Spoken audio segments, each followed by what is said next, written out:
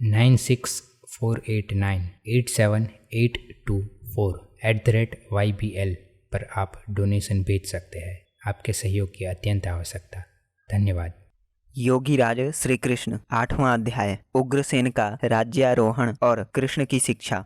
जब कंस के वध की सूचना उसकी रानियों तक पहुंची तब उन सबने विलाप करना आरंभ किया। उधर उग्रसेन और कंस की माता भी रो रोकर कोलाहल मचाने लगी। राजमहल के प्रत्येक स्त्री पुरुष के चेहरे पर भय और शोक दिखाई पड़ रहा था। कंस के इस दुखांत परिणाम को देखकर लोग उसकी अनीतियों की बात तो भूल गए और उसके रक्त से भरे मृत शरीर को देख लगे रोने तथा विलाप करने। घृणा का बादल लेने का भाव तो जाता रहा, उसकी जगह उनमें दया और दुख का संचार होने लगा। कृष्ण को भी इस शोक में सम्मिलित होना पड़ा। उसके बाद कृष्ण और बलराम वसुदेव और देवकी की ओर बढ़े और अपना माथा उनके पैरों पर रख दिया। एक ओर तो उग्रसेन और उसकी पत्नी का अपने पुत्रों की मृत्यु पर विलाप और दूसरी ओर वसुदेव तथा देवकी का अपने बिछड़े हुए पुत्रों से मिलाप। ये दोनों ऐसे दृश्य थे जो एक ही सभा मंडल में लोगों के हृदय में विपरीत भाव उत्पन्न कर रहे थे। इस सारे दृश्य में लोगों को परमात्मा के अटल न्याय की रेखा दिखाई देती थी। जो दुख और संताप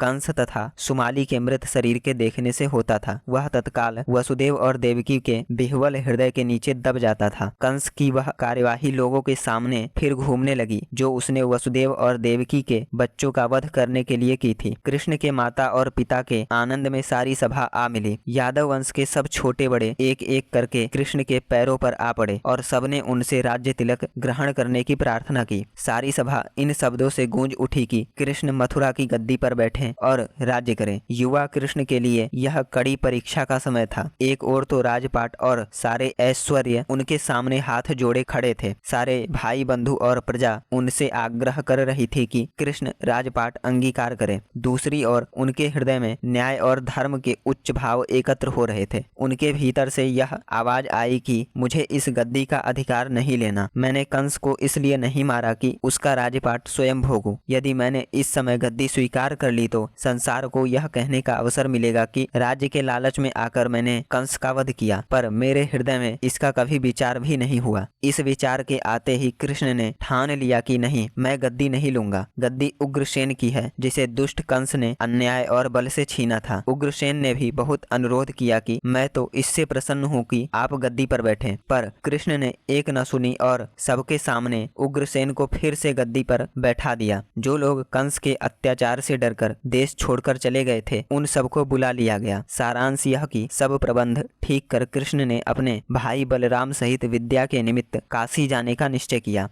पाठक, विद्योपार्जन के समय का बड़ा भाग तो कृष्ण और बलराम का वृंदावन के वनों में पशुओं को चराने और वंशी बजाने में व्यतीत हुआ। उस समय उनकी प्राण रक्षा के लिए उनकी वास्तविक अवस्था छिपाना आवश्यक था, पर जब कृष्ण को अपने वंश का पता लगा तो उन्होंने कुछ विद्या अध्ययन करना आवश्यक समझा, क्योंकि उसके बिना अपने कर्तव्यों का पालन नहीं कर सकते थे। क्षत्रिय वंशावतंस दोनों राजकुमारों ने इस कमी को पूरा करने का संकल्प कर लिया और वहीं से उन प्यारे गोपों को विदा कर दिया जिन्होंने बचपन में उनकी रक्षा की थी। अपने धर्मपिता नंद और उनके संबंधियों से बड़े हौसले से आज्ञा मांगी और अपनी धर्म माता यशोदा को ममत्व और प्रेम के भरे संदेश भेजे। इसी तरह सब साथियों से गले मिलकर विदा हुए जिनके साथ उन्होंने कैद के दिन काटे थे और जिनकी संगति में सुख की नींद सोए थे। यह विचार मानो उस समय के राजघरानों में साधारणतः अनुकूल था। अपने धर्म का ज्ञान होते ही उन सब संबंधों पर लात मार बैठे। नंद और यशोदा का स्नेह, गोपों का प्रेम और खेल कूद उनके चित्त को चलायमान न कर सका। कृष्ण की शिक्षा के विषय में पुराणों से बस इतना पता मिलता है कि कृष्ण के गुरु का नाम संदीपन था जो अवंतीपुर नामक स्थान का रहने वाला था। पुराण कहता है कि कृष्ण ने संदीपन से केवल 24 दिन शिक्षा पाई और इसी अल्पकाल में वे सारी शास्त्र विद्या में निपुण हो गए। पर महाभारत में कृष्ण की शिक्षा का स्थान स्थान पर वर्णन आया है, जिससे विदित होता है कि कृष्ण अपने समय के परम विद्वान और वेद शास्त्र के ज्ञाता भी थे।